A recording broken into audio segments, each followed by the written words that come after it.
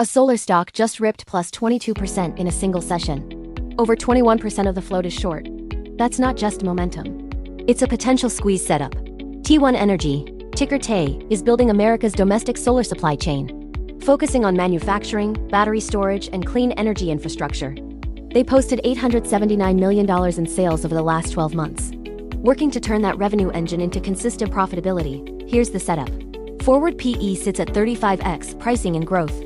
EPS next year projected at 24 cents, with 221% growth. If they hit that, the multiple compresses fast.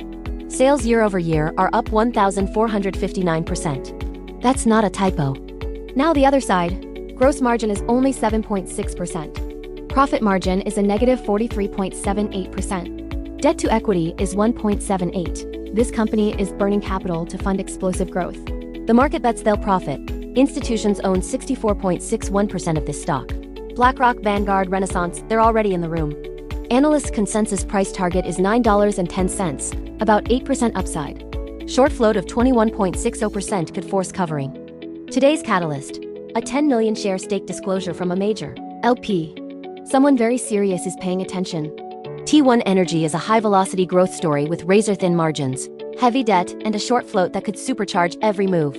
The bones of something real are here, but execution has to catch up to the valuation. With 221% EPS growth projected and institutional money in the door, is T1 Energy the domestic clean energy compounder nobody saw coming?